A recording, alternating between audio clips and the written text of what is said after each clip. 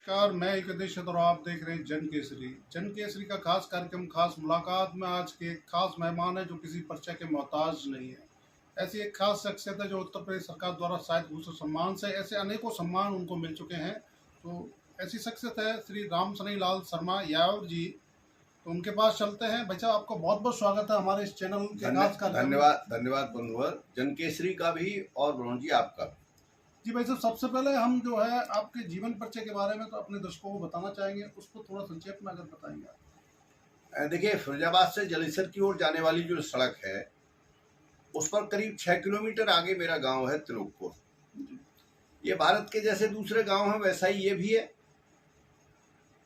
अब विकास की किरणें वहां भी पहुंचने लगी हैं।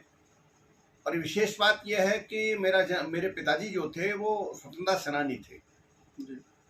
आज़ादी की लड़ाई में 3 बार जेल गए। वे पहले भजन गाते थे और उसके बाद उन्होंने ढोला गायन शुरू किया और इसके माध्यम से जन जागरण करते थे, जनता को जगाते थे आज़ादी की लड़ाई के लिए। 1942 में वे कमिश्नरी के डिक्टेटर बनाए गए थे क्योंकि बड़े नेता सब जेल में चले गए थे।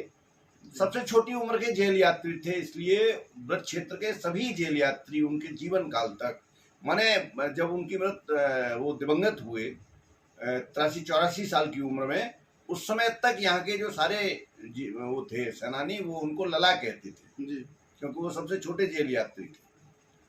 और माता जी सुगृहिणी थी, गांव में रहा। गांव से 3 किलोमीटर आगे पचवान गांव है, बड़ा है। मैं इसी पचवान गांव में पढ़ने जाया करता था, प्राइमरी में 5वीं तक वहां पढ़ा। वहां से आगे 5 किलोमीटर असन गांव है, तो हम असन गांव में जूनियर हाई स्कूल करने के लिए जाया करते थे। प्रारंभ से ही पढ़ने में रुचि थी, पिताजी के पास पुस्तकें बहुत थी, तो पढ़ने के प्रति पाठ्यक्रम से इतर बहुत सारी चीजें पढ़ने की रुचि बहुत छोटी उम्र में ही लग गई। आलखंड, रामचरितमानस और लोक गीतों को सुनने समझने की वृत्ति बनी। 7वीं से मैंने कविता प्रारंभ कर दी थी लिखना, और लोकगीत लिखता था, गांव की भजन मंडलियों में शामिल होते थे। उस समय मनोरंजन के अनेक साधन थे, अब दूरदर्शन ने मनोरंजन के उन साधनों को समाप्त कर दिया है। नौटंकी है, स्वांग है, ढोला है, आल्हा है, ये हुआ करते थे। और होली के बाद 1 महीने तक भजनों के मेले चला करते थे गांव-गांव में। मैं उनमें सम्मिलित होता था बड़े उत्साह के साथ। रामायण और महाभारत की कथा पिताजी ने मुझे बहुत छोटी अवस्था में सुना दी थी, तो वो उनका सुनाया हुआ महाभारत और रामायण अब तक याद है। इसके बाद मैं 8वीं के बाद यहाँ कक्षा 9 में प्रवेश लेने के लिए फिरोजाबाद में आ गया, SRK में, SRK इंटर कॉलेज में। उस समय हमारे एक ताऊ के पुत्र, हमारे बड़े भाई हाकिम सिंह शर्मा जी थे, उनके कारण हमारा प्रवेश हुआ। पढ़ना शुरू किया, अच्छे नंबरों से पास हुए। हाई स्कूल करते ही जब हाई स्कूल तो हमने साइंस और विज्ञान विभाग से किया, लेकिन फिर 11वीं में आकर हमने अपनी दिशा बदल ली, क्योंकि हिंदी साहित्य में हमारी बेहद रुचि हो चुकी थी। और 11वीं में उस समय कमिश्नरी के लेवल पर उस समय के जो यहाँ के हिंदी के प्रवक्ता थे श्री राजाराम शर्मा, जिनके सुपुत्र श्री राजेश उपाध्याय आजकल संस्कृत विभाग में SRK डिग्री कॉलेज में प्राध्यापक हैं, उन्हीं राजेश उपाध्याय के पिताजी राजाराम शर्मा कमिश्नरेट लेवल पर इंटर कॉलेजों में मौलिक कहानी लेखन की प्रतियोगिता कराया करते थे और श्रेष्ठ कोटि के अध्यापक थे। तो उनकी कहानी प्रतियोगिता में हमने भी एक कहानी लिखकर दे दी, और उस कहानी को द्वितीय पुरस्कार मिल गया पहली बार में, रक्त की पुकार। ऐतिहासिक कहानी थी। उसके बाद फिर अगली वर्ष एक कहानी और दी हमने, गद्दार, और वो भी ऐतिहासिक कहानी थी, और इस कहानी को प्रथम पुरस्कार मिल गया। तो साहित्य में रुचि, वक्तव्य देने, भाषण देने, इन सब चीज़ों में रुचि शुरू से बन गई थी। 11वीं में आते आते संघ के साथ संपर्क बन गया।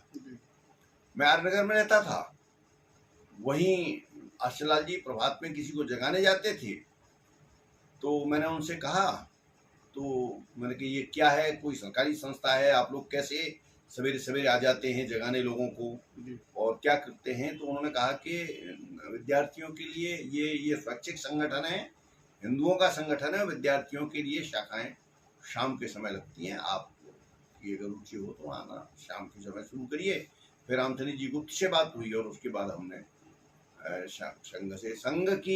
संघ स्थान की मिट्टी जो एक बार माथे से लगी, तो फिर तब से लेकर के अब तक संघ के किसी न किसी आसंघ से जुड़ाव बना रहा है। एक दिन के लिए भी संघ से, चाहे इमरजेंसी रही हो और चाहे राम मंदिर जो बाबरी ढांचा ढहाया गया था उसके बाद 3-4 बार गिरफ्तारी के आशंकाएं रही थी, के बावजूद इसके संघ से संपर्क कभी टूटा नहीं, या तो संघ में नहीं तो किसी आनुषंगिक संगठन में। इस समय उत्तर प्रदेश का जो अखिल भारतीय साहित्य परिषद का उत्तर प्रदेश की जो इकाई है उसका उपाध्यक्ष का दायित्व मेरी ओर समय है, तो लिख रहे हैं और ये सब काम कर रहे हैं, यही है सामान्य सा जीवन। अभी जैसे आपने और 1972 में मेरा एमए हो गया और मैं थोड़ा ठीक ठाक विद्यार्थी था, इसलिए गुरुजन बहुत प्रभावित रहे और उन्होंने मुझे अपने चरणों में बैठकर, जिनके चरणों में बैठकर शिक्षा पाई थी, उन्होंने अपने चरणों में बैठकर ही उसी कॉलेज में पढ़ाने का अवसर दे दिया। ये विशेष कृपा रही उनकी और मैंने भी प्रयास किया कि उनकी अपेक्षाओं पर खरा हो।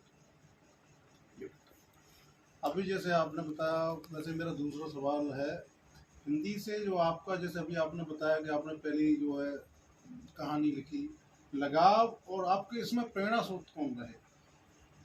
मुख्य रूप से पिताजी प्रेरणा स्रोत थे जी। पिताजी कम पढ़े लिखे थे जी, लेकिन लोक कवि थे और उनका जो पुस्तकालय था, उनकी पढ़ने की वृत्ति बहुत बड़ी थी। उनका पुस्तकालय था उनके पास एक छोटा सा, और हम उस पुस्तकालय को, इसके अलावा हमारे एक चचेरे भाई थे, वो भारती भवन पुस्तकालय के सदस्य थे। उस समय 50 पैसे प्रतिमाह सदस्यता लगती थी, तो वे वृंदावन लाल वर्मा के, चतुर्सेन शास्त्री के और भिन्न भिन्न बड़े बड़े गुरुदत्त के उपन्यास और कहानियां ले जाया करते थे।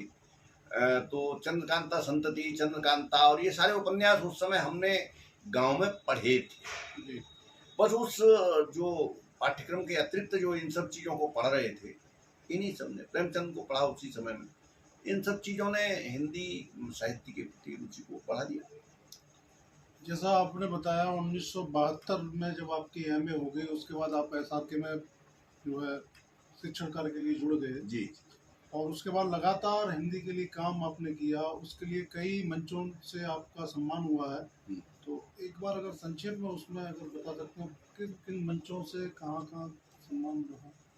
बहुत सारे सम्मान, असल में सबकी संख्या बताना तो वो लिखित में हो सामने तो बताया जा सकता है, अन्यथा लेकिन लगभग 55-56 सम्मान मुझे मिल चुके हैं।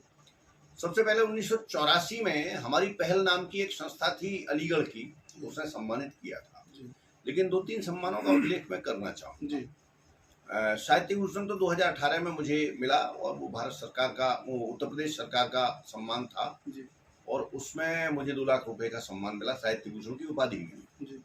परंतु उसके अलावा 2-3 सम्मानों का उल्लेख, एक संस्था तो अखिल हिंदी साहित्य सभा करके नासिक की है, उसने मेरी एक किताब पर मुझे सम्मानित किया और 11,000 रुपये का सम्मान दिया, अपने यहाँ बुलाया और नासिक में सम्मान किया, महाराष्ट्र। एक दूसरा सम्मान मुझे गुजरात हिंदी सभा, आज से करीब 40 साल पहले वहाँ बनी थी। जब उत्तर प्रदेश से ही कुछ लोग गए थे तो गुजरात विश्वविद्यालय के अंतर्गत सभा बनी थी और उस सभा ने मुझे मेरी एक पुस्तक पर मुझे अखिल भारतीय कविता की पुस्तक मंगाई थी, अखिल भारतीय सम्मान दिया था। अखिल भारतीय हिंदी साहित्य परिषद की राजस्थान शाखा ने मुझे सम्मानित किया, उन्होंने 5100 रुपये का सम्मान दिया था और बुलाया। तो इस तरह के एक सम्मान इटावा की एक संस्था, इटावा साहित्य निधि है, उसने किया था। तो बहुत सारी संस्थाएं कुछ ध्यान में हैं, कुछ नहीं है इस समय, लेकिन कई संस्थाओं ने सम्मान दिया और कहूँगा कि जितना कुछ मैंने किया नहीं था उससे ज़्यादा सम्मान दिया संस्थाओं ने, तो उसके लिए। देश के साथ साथ आपने विदेशों में भी यात्रा की है और देश की मिट्टी की महक और हिंदी की जो आपकी जो ललक है हिंदी के लिए, उसके लेकर आप विदेशों में भी गए हैं। तो किन किन देशों की यात्रा की है और वहाँ के मंचों का, अगर किसी मंच का जो विशेष आपको एक कोई अनुभव जो रहा हो उसके बारे में अगर बताना चाहें। वो मैं मुख्य रूप से नेपाल, जी बहरीन, दुबई, सिंगापुर, जी मलेशिया, मकायू, सिंगापुर और क्या नाम है ये, मॉरिशस, जी इन देशों की यात्राएं करती। ये यात्राएं दो तरह से हुई है। जी एक तो साहित्यिक ग्रुप, कोई साहित्य समूह, साहित्य संस्था जी जी अपना वार्षिक अधिवेशन या वार्षिक कार्यक्रम या 6 दिन का कार्यक्रम वहाँ रखती है, जी वहाँ के विश्वविद्यालयों से संपर्क करती है और वहाँ के हिंदी के विश्वविद्यालय, हिंदी के अध्यापन वाले लोग जुड़ते हैं और वहाँ मंच पर हम अपनी बात कहते हैं। जी एक यात्रा बहरीन की मेरी हुई। जी बहरीन अरब राष्ट्रों से ही जुड़ा हुआ राष्ट्र है, छोटा सा राष्ट्र है, छोटा सा द्वीप है, समुद्री द्वीप, जी जी चारों ओर से समुद्र से घिरा हुआ है। जी बहरीन में आज से करीब 70-72 साल पहले एक गुजराती व्यापारी गए थे, आत्माराम जसनमल। जी इन्होंने एक इंडियन स्कूल करके स्थापित किया। वहाँ के भारतीय विद्यार्थी, जो भारतीय 16-17 लाख आबादी है, जी उसमें 3-4 लाख भारतीय हैं। जी तो उन भारतीय विद्यार्थियों को पढ़ाने के लिए उन्होंने आज से 70-72 साल पहले एक इंडियन स्कूल करके स्थापित किया था। जी इस स्कूल में जिस साल मैं गया था उस साल 12,000 विद्यार्थी पढ़ रहे थे और उन विद्यार्थियों के लिए 600 अध्यापक थे और बहुत बढ़िया इंफ्रास्ट्रक्चर था। वहाँ मुझे अकेले को, वैसे 2-3 लोगों को बुलाते थे वो, लेकिन उस साल कुछ ऐसा हुआ कि अकेला मुझे बुला सके। इंडियन स्कूल हर साल विश्व हिंदी दिवस पर जनवरी में भारत से 2-3 लोगों को बुलाता है। उस साल उन्होंने मुझे बुलाया, जो अन्य दूसरे लोग बुलाए गए थे वो कोई पहुंच नहीं पाए। तो मुझे प्रवासी भारतीयों के सामने बोलना था, इंटर के विद्यार्थियों के सामने जो हिंदी पढ़ रहे थे उनके सामने बोलना था और वहाँ के हिंदी के अध्यापकों को हिंदी पढ़ाने का तरीका बताना था। ये तीनों काम कर रहे थे। इससे पहले मैं नेपाल की यात्रा कर चुका था, तो नेपाल यात्रा में तो लगा ही नहीं कि हम भारत से बाहर है। नेपाल तो ऐसा लगा जैसे भारत का ही प्रदेश है, वहाँ हिंदी सब समझते थे कुछ। लेकिन बहरीन अकेले जाना था मुझे, क्योंकि अकेले ही उन्होंने बुलाया था, वीजा बना करके, और वो सब मुझे भेज दिया था ये ऑनलाइन। मैं थोड़ा सा आशंकित था इस विषय को लेकर कि अंग्रेजी पूरी तरह से मैं अंग्रेजी जनरल और अंग्रेजी लिटरेचर दोनों में ग्रेजुएट हूँ, परंतु जब हिंदी में घुसे तो फिर वो अंग्रेजी धीरे धीरे छूटती गई। तो बोलने में, अभ्यास में नहीं है, पढ़ने लिखने समझने में उसमें कोई कठिनाई नहीं। तो मुझे लगता था कि शायद कठिनाई ना हो, पर एक विलक्षण अनुभव आपको बताऊं। मैं उतरा, फ्लाइट जो है वो करीब यहाँ से 2.5-3 घंटे का समय का अंतर रहता है। उतरा, अपना कैरी बैग लेकर के आगे गया और चेकआउट करने के लिए मैंने उनसे, वहाँ एक अरेबियन सिपाही था, मतलब उनका बहरीन का ही सिपाही खड़ा था, गार्ड। उस गार्ड से पूछा, where should I go for checking? उसने हिंदी में जवाब दिया, सर आप दिल्ली से आ रहे हैं? मैंने कहा जी। बोले आप इस काउंटर पे चले गए। तो मुझे पहला अनुभव ये हुआ कि हिंदी ही बोलनी है अब यहाँ, और आगे के लिए हिंदी का ही प्रयोग किया जाए। और फिर मैं वहाँ रहा तो मुझे अंग्रेजी बोलने की आवश्यकता नहीं पड़ी, और बाकी आगे की जितनी फिर विदेश यात्राएं हुई उन सब में मैंने 95-96% हिंदी का प्रयोग किया। बिल्कुल असंभव स्थिति हो कि सामने वाला बिल्कुल नहीं समझ रहा है। अब बहरीन में तो ये रामदा होटल है जो है उसमें टिकाया गया मुझे। तो बहुत 4 स्टार होटल था। उसमें जो रूम सर्विस वाला था लड़का, जी उससे मैं अब ये नहीं मौका देता, किसी को पूछता नहीं हूँ कि इंग्लिश स्पीकिंग हो कि नहीं हो। जी जी मैं उससे कहता हूँ हिंदी समझते हो? जी तो मैंने उससे पूछा, मैंने कहा बेटा हिंदी समझते हो? तो बोला हाँ सर। जी और वो रूम सर्विस वाला लड़का जो था वो भारतीय नहीं था, जी लेकिन वो हिंदी समझता। तो हिंदी को स्वाभिमान की भाषा बनाया जाए, एक तो मैंने विदेश यात्राओं में ये अनुभव किया। जी हम किसी भी विदेशी की शक्ल देखते ही अंग्रेजी बोलना शुरू कर देते हैं, भले ही वो नाइजीरिया से आया हो, बेचारा खुद अंग्रेजी न जानता हो। जी तो हम बजाय इसके ये पूछें उसको कि क्या आप हिंदी में सहजता से अनुभव करेंगे? जी तो बोलना शुरू हो जाए। वो मेरा अनुभव रहा कि अक्सर लोग हिंदी जानते हैं। और जितने देशों की यात्राएं मैंने की, मॉरिशस तो लगता नहीं कि आपको हिंदी में कोई कठिनाई है, वहां तो आप बोलना हिंदी शुरू करिए। बहरीन में भी एक उलझन और हो गई लौटते समय मेरी फ्लाइट, मेरा तो दूसरा अनुभव था फ्लाइट का। उससे पहले नेपाल की फ्लाइट में गया था, बस उससे पहले अनुभव भी नया। उन्होंने कहा आपकी फ्लाइट ओवर बुक्ड हो गई है। मैंने कहा ये क्या होता है कि जितने लोगों को यात्रा के लिए जाना चाहिए उससे ज्यादा की टिकट कट गया, आपकी यात्रा कल की है, कल आपको जाना है। और मैं होटल से निकल आया था और उस विद्यालय ने जिसने मुझे बुलाया था उसने सम्मानपूर्वक विदा कर दिया था। तो मैंने तो वहाँ के हिंदी के जो लेक्चरर थे उनको फ़ोन किया, उनकी ओवर बुक्ड हो गई है बंधु, ये जो है ये तो यहाँ रुकना पड़ेगा। तो उन्होंने कहा कि फिर मैं आ रहा हूँ। वो आए, तो जो क्लर्क मुझसे बात कर रहा था उस क्लर्क ने कहा कि आप इंग्लिश स्पीकिंग हैं? मैंने कहा नो प्रॉब्लम, लेकिन मैं ये चाहूँगा कि अगर आप हिंदी में बात करें तो ज़्यादा अच्छा। तो उसने फौरन एक दूसरा लड़का बुला दिया और हिंदी में बात कर रहा था, बहरीन का ही था। मैंने उससे पूछा कि भाई तुमने हिंदी कैसे सीखी, पढ़ी?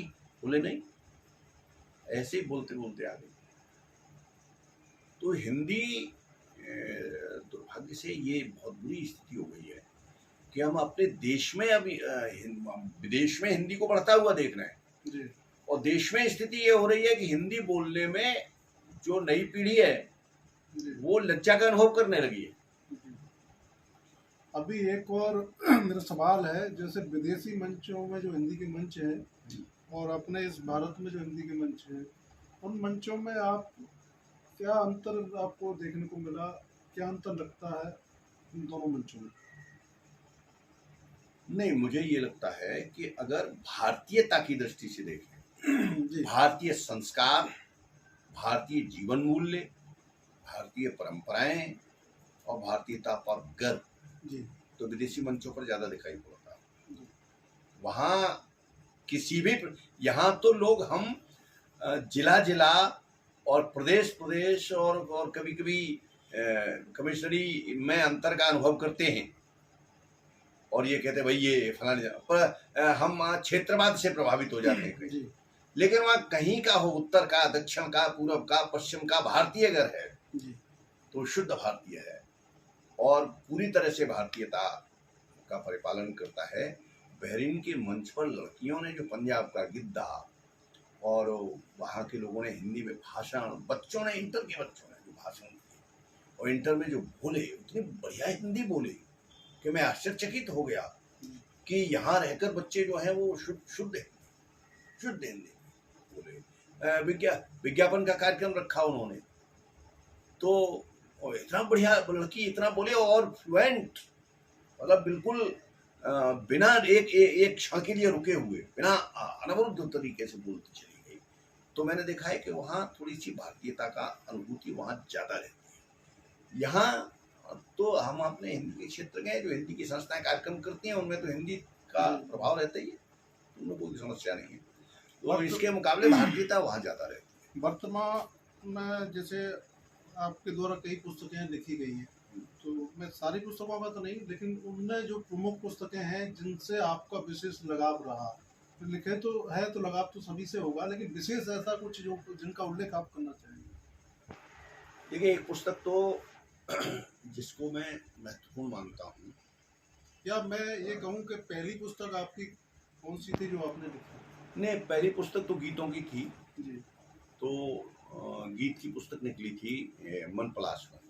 जी उसका दूसरा संस्करण अब निकल रहा है और बाद में। लेकिन मैं आपको बताऊं कि मुझे एक पुस्तक जिसकी चर्चा जिस पर मुझे राष्ट्रधर्म गौरव सम्मान मिला, जी राष्ट्रधर्म अपनी ओर से सम्मान देता है, वो पुस्तक है भारत का गौरवशाली अतीत। जी तो उसमें मैंने भारत के गौरवशाली अतीत पर कई 18 आलेख लिखे हैं। चाणक्य पर 2 आलेख हैं। हम में से बहुत से लोग नहीं जानते कि चाणक्य पहले व्यक्ति थे जिन्होंने विदेश नीति का प्रारूप बनाकर देश के लिए दिया। चाणक्य पहले व्यक्ति थे जिन्होंने नदियों से नहरें निकालकर उसके द्वारा सिंचाई करके उस पानी का उपयोग किया जाए, ये प्रारंभ किया।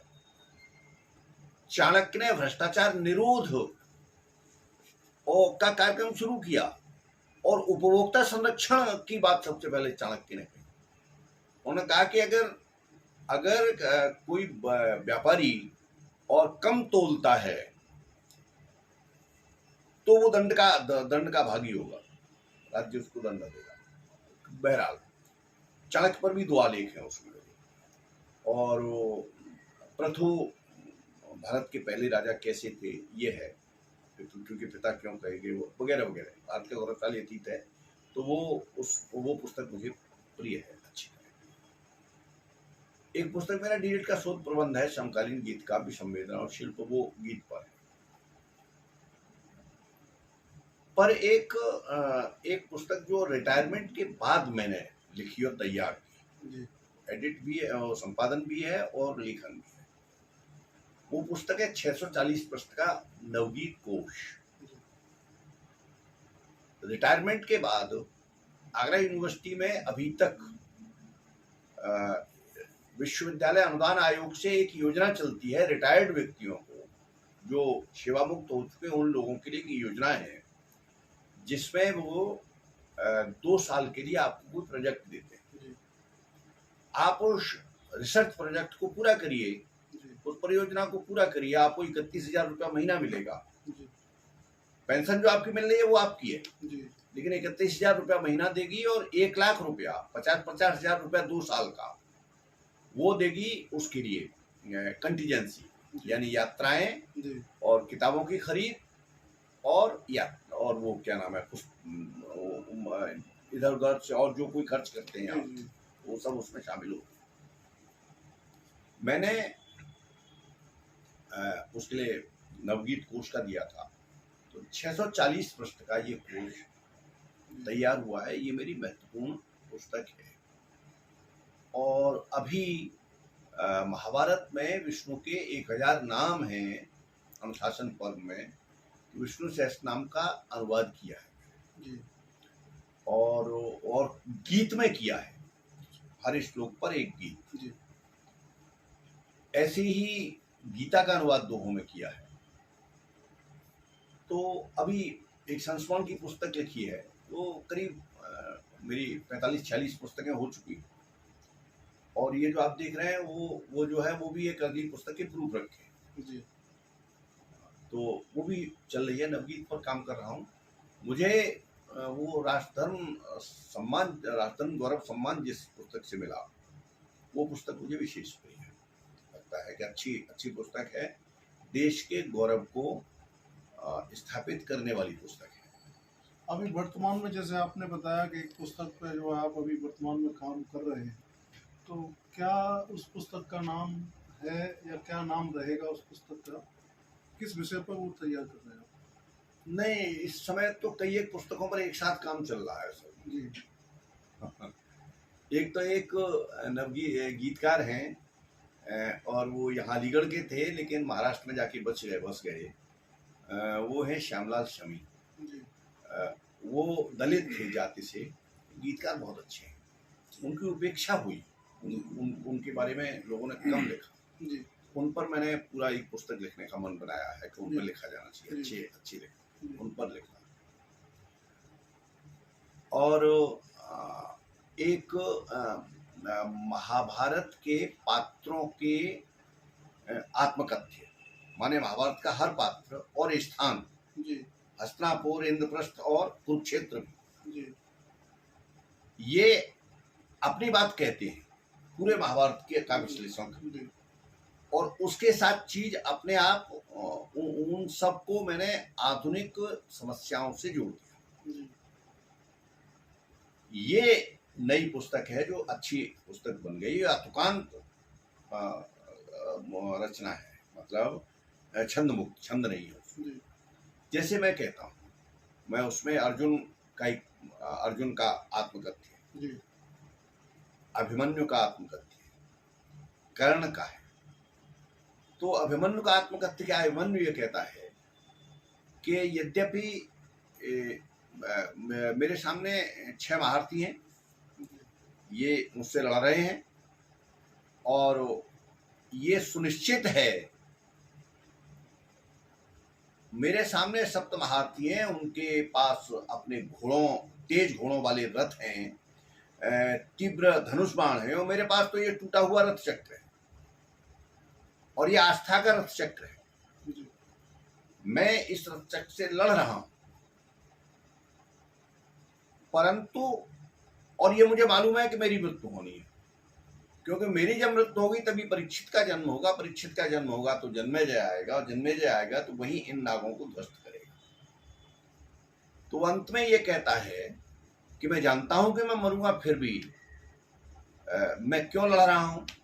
लड़ इसलिए रहा हूं कि चाहता हूं कि इतिहास जब जब मेरे निकट आए, मुझे संघर्षरत पाए और मेरी अगली पीढ़ी मुझसे कुछ और न सही तो टूटे रथ चक्र को भी सुदर्शन चक्र बनाने का हौसला पाए, ये अभिमन्यु कहता है। तो माने अकेला एक व्यक्ति, हम कभी कभी अनुभव करते हैं, कहते हैं ना बात में कि एक स्थिति ये थी कि जनसंघ के पास एक भी सीट नहीं थी, और एक स्थिति वो आई जब 2 थे और 2 से बढ़कर फिर संघर्ष करते हुए 3 से 2 तक। तो अकेला एक व्यक्ति जब संघर्ष कर रहा है तो उस समय भी वो निराश न हो, ये अभिमन्यु के कथन से अर्जुन के कथन में कुछ ऐसा है कि वो द्वारका से जब वो गोपियों को लेकर आ रहा था तो यहाँ पंचनद में हरियाणा के पास आकर जो वो थे कुछ पशु पालने वाले लुटेरे थे, उन्होंने उन स्त्रियों को लूट। स्त्रियों को लूटने का मतलब ये नहीं कि वो उनको उनका सामान और उनके गहने लूटे, स्त्रियों को ही ले गए भगाकर, और इनमें कुछ को घसीट कर ले गए, और कुछ ने देखा कि जब ये घसीट कर ले ही जा रहे हैं तो दुर्गति क्यों करवानी, तो फिर अपने आप साथ साथ चले, और अर्जुन ने बचा नहीं पाए। तो अर्जुन खड़ा होकर सोचता है, सोचता हूं क्यों लुटी है नारियां देकर चुनौती सर्वदा ही, धातु निर्मित मछलियों की आंख हो या लाख के घर, चक्रव्यूह गढ़े गए षड्यंत्र के, या मृत्यु की बर्बर परीक्षा कुछ अजन्मे मनुष्यों पर की गई। पुत्रा के गर्भ में अभिमन्यु पर ब्रह्मास्त्र की परीक्षा की गई। कौरवी मद की सभा हो या कि वो कुरुक्षेत्र रण का, वाण या पांसे पुरुष के हाथ में थे, दांव पर नारी लगी। जुआ खेल रहे तब भी दांव पर नारी लगी है, युद्ध हो रहा है तब भी नारी दांव पर लगी है, क्योंकि विधवा तो उसी को होना है, या निपुती तो उसी को होना है, उसी के बेटे मर रहे हैं। ये विषय मैंने वहां जोड़े हैं महाभारत के पुराने प्रसंगों के साथ। ये पुस्तक अब प्रकाशन के लिए तैयार है, बस अब इसको देने वाला हूँ। अब भारतीय इतिहास में भी जो पता चला आपके बारे में कि भारतीय इतिहास में भी आपकी विशेष रुचि है जी। तो एक तरफ हिंदी और एक तरफ इतिहास, तो जुड़ाव तो है। हाँ। लेकिन कहाँ ये इतिहास में जुड़ाव था तो इतिहास की तरफ नहीं गए, हिंदी की तरफ चले गए, इसके बारे में थोड़ा। इतिहास की तरफ रुचि असल में भारतीय गौरव के कारण हुई। जी। भारत को सोने की चिड़िया कहा जाता था, तो अपने को ये लगता था कि क्यों कहा जाता था सोने की चिड़िया, तो छोटी अवस्था से ही वो ऐतिहासिक उपन्यास आचार्य चतुर्सेन के, वृंदावनलाल वर्मा वगैरह की पढ़ना शुरू किया, तो उससे फिर इतिहास की ओर रुचि बढ़ती गई। एक और विशेष बात हुई कि आचार्य चतुर्सेन शास्त्री पर मैंने शोध कार्य किया, और आचार्य चतुर्सेन ने ऐसे उपन्यास लिखे हैं जो ऐतिहासिक हैं और जिनमें भारतीयता का गौरव स्थापित होता है। उसके कारण मेरी रुचि बढ़ गई, तो मेरी दोनों तरफ रुचि है,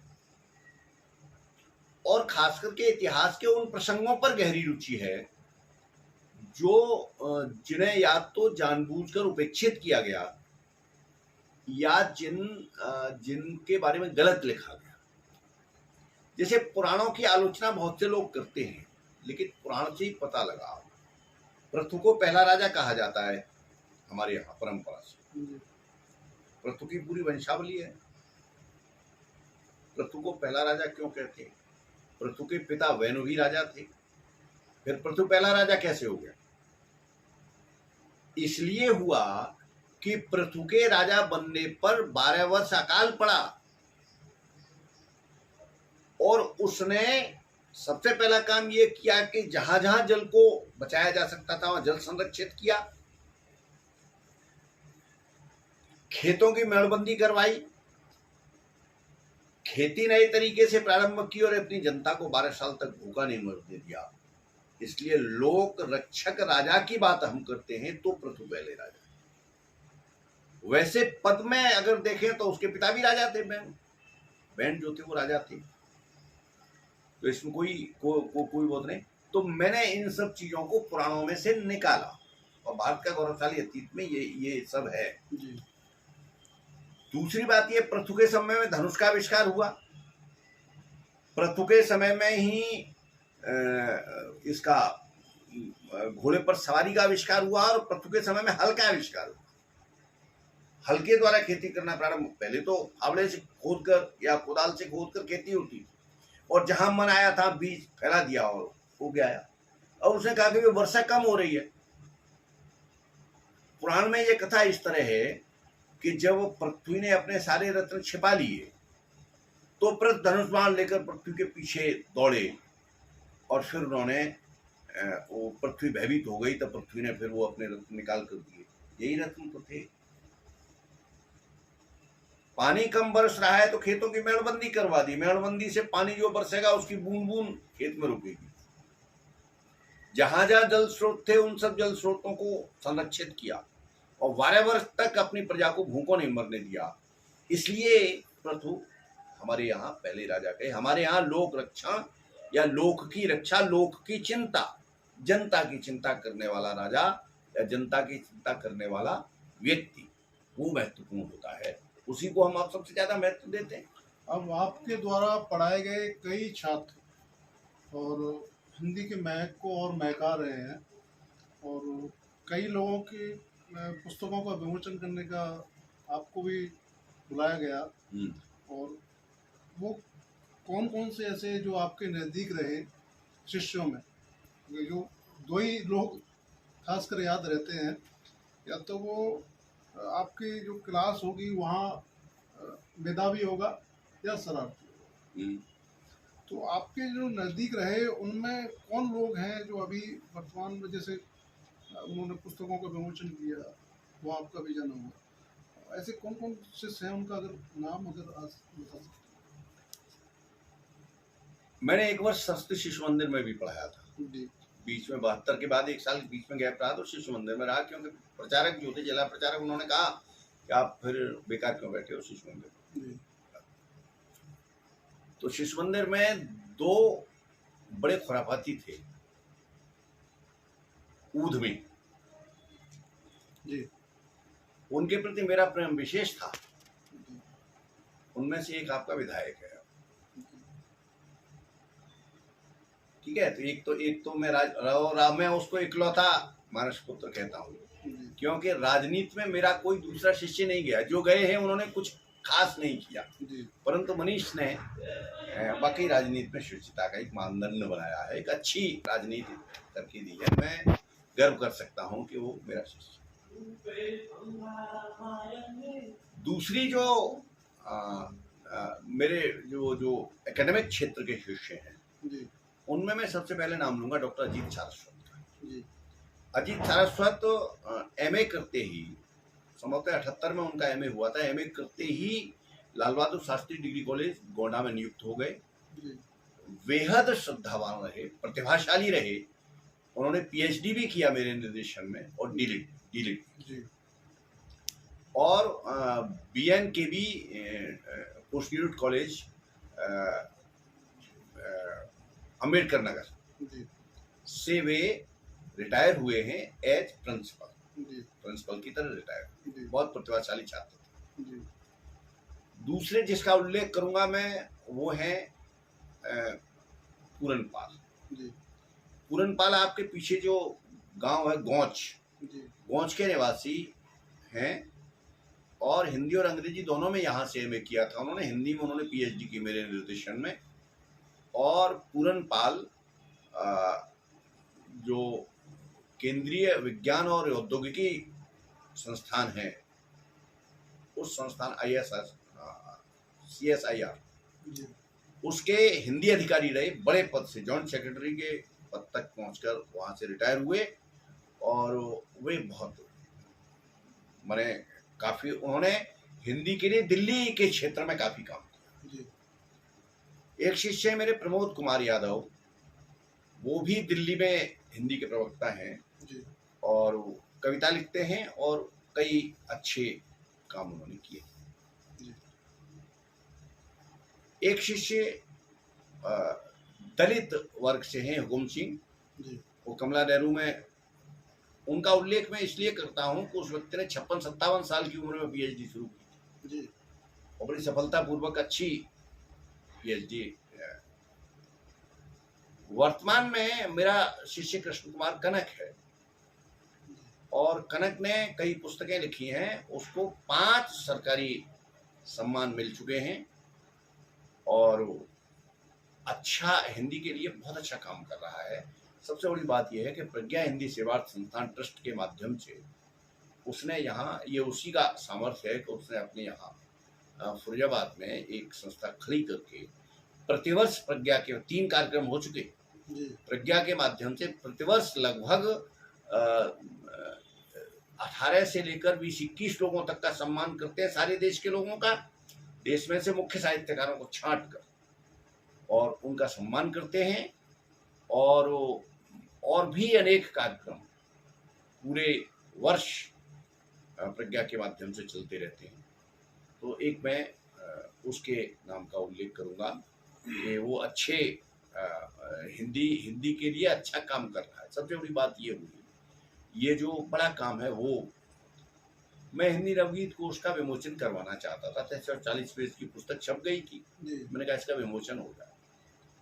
तो उसने केंद्रीय हिंदी निदेशालय से चर्चा की और केंद्रीय हिंदी निदेशालय ने हमें 2 दिन की संगोष्ठी करने की अनुमति दे दी, और उसके लिए फिर हिंदी गीत परंपरा में नवगीत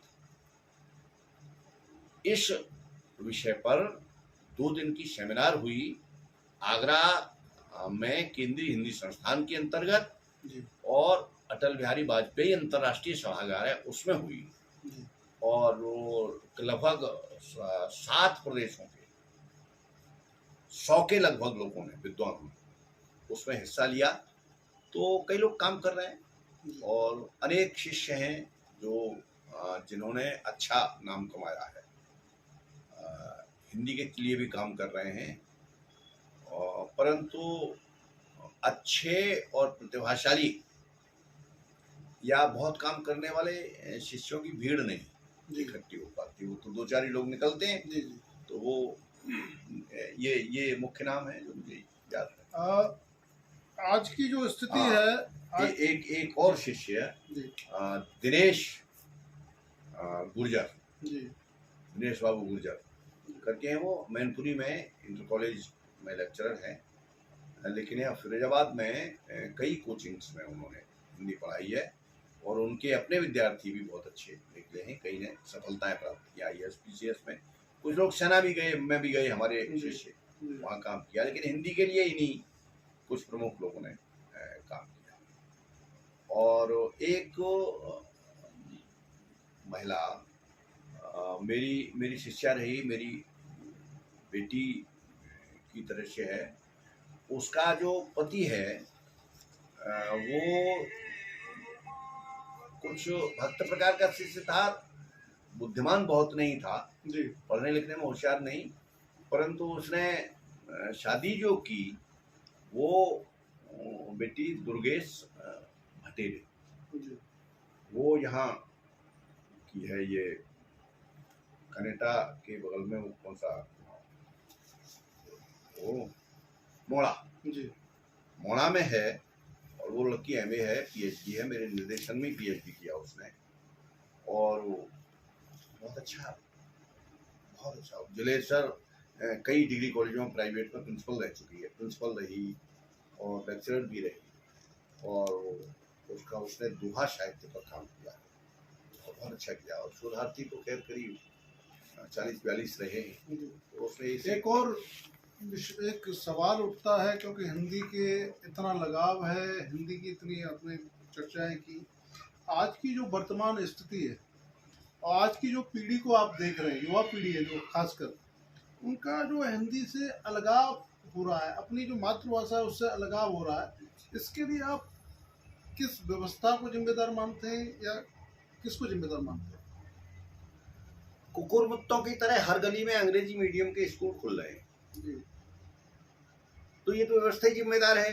अंग्रेजी मीडियम के इतने स्कूल कैसे खुल जाते हैं, कैसे खुलना है भाई? एनसीईआरटी से मिल रही है ना परमिशन, तभी तो खुलना है। और इंग्लिश मीडियम स्कूल में का जो मुख्य काम है वो अंग्रेजी पढ़ाना नहीं है, हिंदी को भुलाना उनका मुख्य काम है।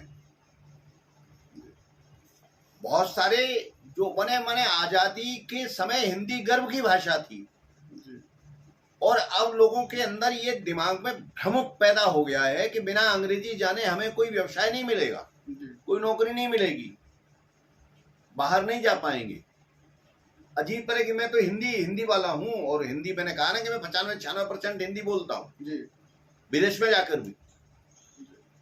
तो वहाँ मैं 9 प्रदेश की यात्रा कर आया, और मुझे ये नहीं लगा कि अंग्रेजी में बोलना अनिवार्य है। लेकिन यहाँ लोगों में ये भ्रम बैठा हुआ है। मैं वहाँ मलेशिया, उसकी सिंगापुर की एक, शायद हांगकांग की एक घटना, हम लोग बैठे थे वहाँ, एक बाजार लगता था, उस बाजार में वहाँ एक हमारे मित्र थे गंगा प्रसाद शर्मा, गुणशेखर जी, तो उन्होंने कहा कि भाई इस बाजार में सामान बहुत अच्छा मिलता है लेकिन बार्गेनिंग भयंकर है, तो आप लोग बार्गेनिंग कर लेना। मेरे घुटनों में उन्होंने तकलीफ थी, मैंने कहा मैं उसके चक्कर में नहीं पड़ता, अगर आपको जाना हो तो देख लो, नहीं तो फिर हम लोग बैठते हैं यहाँ। तो हम पार्क में बैठ गए, वहाँ अपने गपियात रहे। तो मुझे बाथरूम जाना था, तो मैंने गुणशेखर जी से कहा कि वो पता नहीं इनका मुखतों ने बाथरूम किधर बनाया है। तो थोड़ी दूरी पर एक लड़का बैठा था, बोले सर उधर है। तो मैंने पूछा बेटा तुम कहाँ से? बोले मैं हरियाणा से। तो हांगकांग में क्या कर रहे हो? बोले वो तकनीकी काम, वो बिजली का जानता था, उसके लिए पहुंच गया था वहाँ, और वहाँ काम करता था। बिना आप थोड़ी बहुत अंग्रेजी गुजर की जानता होगा, बहुत पढ़ा लिखा नहीं था। तो हिंदी के प्रति सबसे पहले तो ये अंग्रेजी मीडियम के स्कूलों को बंद होना चाहिए। ये सारे बंद ना हो, परंतु कुछ गिने चुने जिनकी जो स्तरीय है वो रहे, और बाकी अंग्रेजी मीडियम माने हमारे सरस्वती शिशु मंदिर अंग्रेजी मीडियम के होने लगे, जिनकी स्थापना ही इसलिए हुई थी भारतीय संस्कृति और भारतीय जीवन मूल्यों की के अनुरूप शिक्षा दी जाएगी, वो अंग्रेजी मीडियम में पढ़ा रहे हैं। क्यों? कई विद्यालय हुए ऐसे। और दूसरे प्रति अपनी भाषा के प्रति गर्व का भाव उत्पन्न करना पड़ेगा कि हमारी भाषा श्रेष्ठ है, और हमारी भाषा संसार के देशों में बढ़ रही है। मैं आपको अनुभव से बता रहा हूँ, और जिसको इस बात में संदेह हो वो चले अब की अगली यात्रा में मेरे साथ। मैं तो इसमें किस तरह के सुधार की आवश्यकता है? सबसे पहले अंग्रेजी मीडियम स्कूलों की छटनी होनी चाहिए। जो वाकई अंग्रेजी मीडियम के हैं उन स्कूलों को रहने दिया जाए और दूसरे पाठ्यक्रम में सुधार किया जाए। देखिए, रहीम के दोहे, कबीर के दोहे, तुलसी की चौपाइयाँ और दोहे, ये हमारे पाठ्यक्रम में रहते थे। बिना कोई उपदेश दिए हुए विद्यार्थी नैतिक शिक्षा भी प्राप्त कर लेता था जी। ये सब हमने पाठ्यक्रम से हटा दिया है। एनसीईआरटी ने ये सब पाठ्यक्रम में से हटा दिया। प्रेमचंद हटा दिए। अच्छा साहित्य पढ़वाना बंद कर देंगे तो फिर व्यक्ति अच्छा बनेगा कैसे? तो हिंदी के पुरातन साहित्य को, श्रेष्ठ साहित्य को बच्चों को पढ़वाया जाए और हिंदी माध्यम से ही शिक्षा कराई जाए। मैंने सुना है, क्योंकि देखा नहीं है इसलिए नहीं बता सकता, पर तो मैंने सुना है कि नई शिक्षा नीति में ये आ रहा है कि शिक्षा जो है स्थानीय जो लोकल डायलेक्ट जो बोली है उसी भाषा में दी जाए। तो ये अगर किया है भाजपा ने तो ये बहुत अच्छा परिवर्तन है और इसे होना ही चाहिए। शिक्षा वास्तव में बच्चे को मातृभाषा के माध्यम से ही दी जानी चाहिए, उसी से वो ज्यादा आसानी से ग्रहण करेगा। अंग्रेजी में शिक्षा का मतलब होता है कि पहले तो वो अंग्रेजी सीखे, परंतु मुझे लग रहा है कि ये नई शिक्षा नीति लागू होगी तो उसे लागू करने में शायद एक पीढ़ी तो निकल जाएगी उसे होने हवाने तक, क्योंकि अगली पीढ़ी पढ़कर आएगी तब वो बनेगी।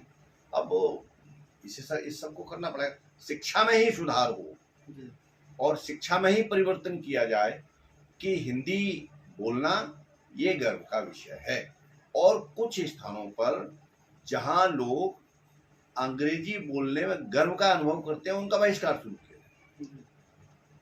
जैसे हिंदी सिनेमा में काम करके पैसा कमाते हैं और बोलते समय अंग्रेजी बोलना शुरू कर देते हैं, तो ऐसे लोगों का बहिष्कार कर दीजिए।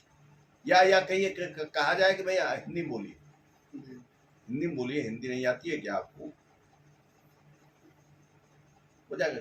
कुछ लोग बातचीत में भी, सामान्य बातचीत में भी अंग्रेजी का प्रयोग शुरू कर दिया है लोगों ने।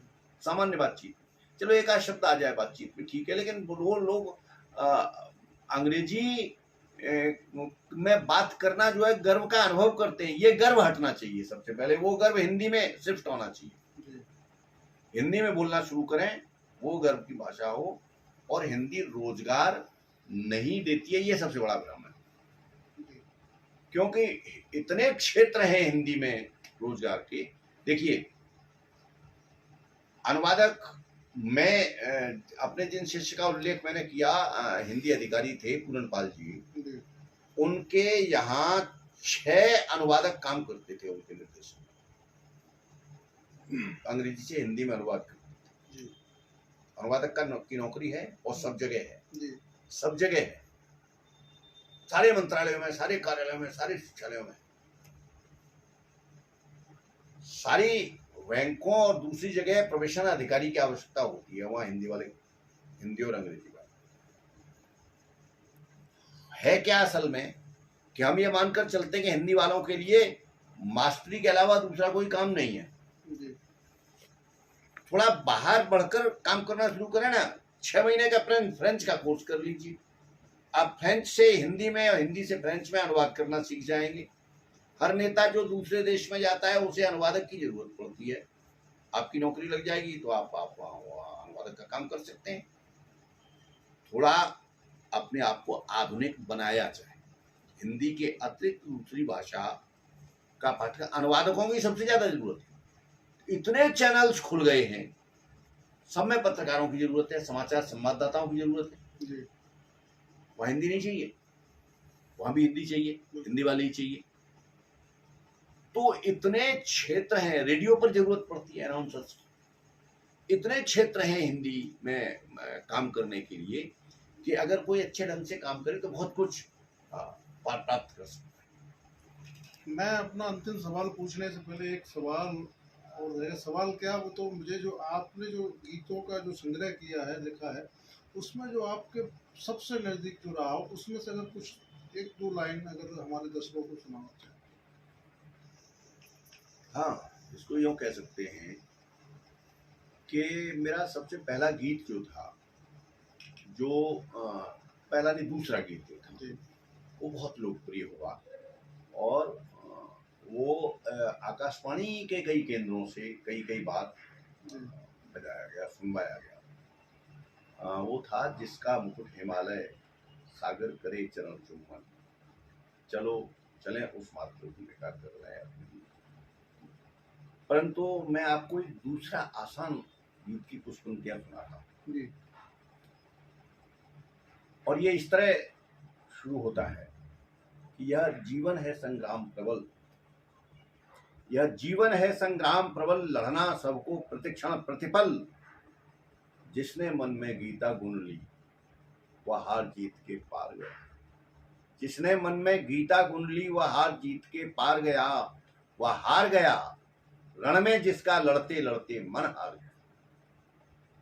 संख्या बल कभी नहीं लड़ता, संख्या बल कभी नहीं लड़ता, लड़ते हैं 100 या 5 कहां, सच के पथ पर निर्भीक बढ़ो है नहीं सांच को आंच यहां, जो चक्रव्यूह गढ़ते उनके माथे पर लिखा मरण देखा, जो चक्रव्यूह गढ़ते उनके माथे पर लिखा मरण देखा, जो सुई नोक पर भूमि न दे उनका भी दीन क्षरण देखा, छल के ही साथ छली का तन मन चिंतन अशुभ विचार गया, वह हार गया रण में जिसका लड़ते लड़ते मन हार गया। और आगे की पंक्तियां हैं, संकल्पों से टकराने में, और अंतिम है, संकल्पों से टकराने में हर बार झिझकती झंझाएं, संकल्पों से टकराने में हर बार झिझकती झंझाएं, झरनों की तूफानी गति को कब रोक सकी पथ बाधाएं, जो लड़ते हैं वे कल्प कथा बनकर जीते इतिहासों में, सदियों के माथे का चुम्बन बनकर रहते एहसासों में,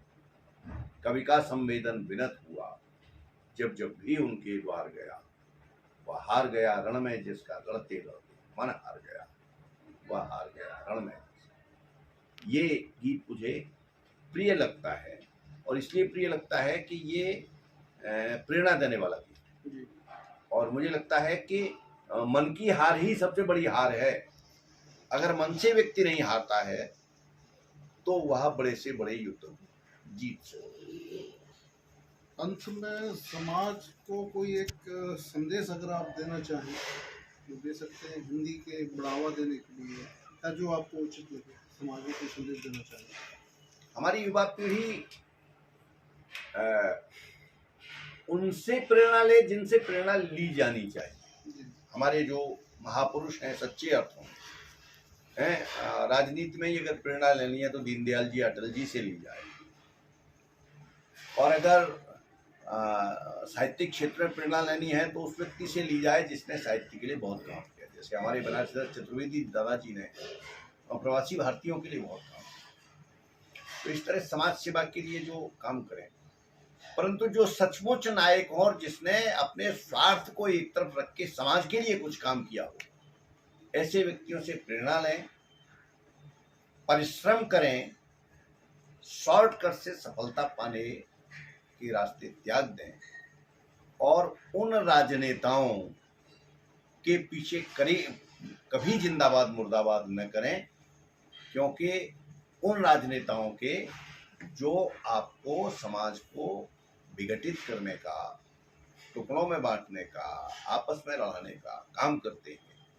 तो परिश्रम करें, आगे बढ़ें, और कथनी और करनी में समानता रखने वाले लोगों के आचरण की नकल करें। ये मैं संदेश दूंगा, और हिंदी की बढ़ोतरी के लिए कि हिंदी पर गर्व करें। हिंदी हमारी मातृभाषा है, ये गर्व करने का विषय है, और अगर हिंदी मातृभाषा या राष्ट्रभाषा है तो गर्व का विषय क्यों है, ये नहीं समझ में आ रहा हो तो मेरे पास आ जाए, मैं समझा दूंगा कि क्यों वो गर्व का विषय है। वैसे तो एक सवाल जो पहले होना था वो रह गया है जी, और शुरुआत से मेरे जहन में था लेकिन वो निकल गया। एक जैसे यायावर, इस ये क्यों कहते हैं, क्या उपाधि है, क्या है? असल में कवि अपने नाम के साथ एक उपनाम लगा लेते हैं, तो ये उपाधि नहीं है, यायावर उपनाम है जी। कवि का जैसे उपनाम होता है। जैसे अज्ञे जी का पूरा नाम था सच्चिदानंद हीरानंद वात्स्यायन अज्ञे, तो अज्ञे क्यों नाम हुआ, वो क्रांतिकारियों में शामिल थे, चंद्रशेखर आजाद की जो सोशलिस्ट पार्टी थी उसमें सम्मिलित थी, समाजवादी उसमें वो उनको जेल हो गई। जेल से वो कहानियां लिखकर चोरी से बाहर भेज देते थे छपने के लिए। वो कहानियां बाद में संग्रहित होकर के कोठरी की बात नाम से संकलन में छपी। अब वो आती थी प्रेमचंद जी के पास। प्रेमचंद जी उस समय जागरण निकालते, जागरण नाम का अखबार निकालते, जागरण और हंस। तो प्रेमचंद जी अब ये कैसे बताएं कि ये जेल से आई, जेल में है इसका लेखक, तो सारी व्यवस्था गड़बड़ा जाएगी। तो उन्होंने उसके ऊपर नाम रखना शुरू कर दिया अज्ञेय। ये कहानी जिस लेखक ने लिखी है उसका पता नहीं है, तो वो अज्ञेय हो गए और अज्ञेय उपनाम उनका चल पड़ा। ये पद्धति होती है, लोग नाम रखते हैं। मैंने यायावर उपनाम रखा है। यायावर का मतलब होता है घुमक्कड़ जी। और घुमक्कड़ तो हमारे यहाँ की संस्कृति में सबसे ज्यादा घुमक्कड़ तो आत्मा है जी, क्योंकि वो कई जन्मों में घूमती रहती है, ये बात भी है। और दूसरे ये भी है कि कहीं भीतर मन में रहा होगा, घूमना घामना बहुत रहता है, घूमने का मन करता है, और बहुत सारा सामान लेकर नहीं लगता, बस एक जोड़ी कपड़ा लेकर निकल जाओ और थोड़ा घूमकर आओ और जनता के बीच में। हमारे यहाँ भी इस घुमक्कड़ी को बहुत विशेष महत्व दिया गया। यात्राएं बहुत महत्वपूर्ण मानी गई हैं। वो आपके पुराने समय में जो यात्राएं होती थी उससे सारे देश की एकता स्थापित होती थी, यहाँ से वहाँ तक। आपको ये आश्चर्य लगेगा कि नहीं कि शंकर देव असम के 2 बार यहाँ की यात्रा करने आए थे। नानक ने 3 बार पूरे देश की यात्रा की थी, और पैदल चलकर यात्राएं होती थी या बैलगाड़ी से। 3 बार यात्राओं को हम बल्लभाचार्य जी ने 1 बार यात्राएं की। हर संत यात्राएं करता था। आज जैसे शंकराचार्य गद्दी पर बैठ जाते हैं, यात्राएं नहीं करते, वो यात्राएं आयोजित करते थे। संत वहां से चले और दक्षिण से चले और उत्तर होते हुए आए, और इसको धर्म से भी जोड़ दिया गया यात्राओं को। तो ये यात्राओं का महत्व तो कहीं दिमाग में रहा होगा, इसलिए फिर यायावर उपनाम हो गया तो चल पड़ा। इसलिए ये थे मेरे साथ यायावर जी, जिन्होंने बेबाकी से जो हमने सवाल किए उनके जवाब दिए, और आपके जो सवाल थे वो मैंने किए, उनके जवाब दिए। फिर भी अगर आपके जहन में कोई भी सवाल है तो आप हमारे इस चैनल को सब्सक्राइब करें, देखें, लाइक करें, और उस पर आपको सारे जवाब हमारे माध्यम से हम उपलब्ध कराएं।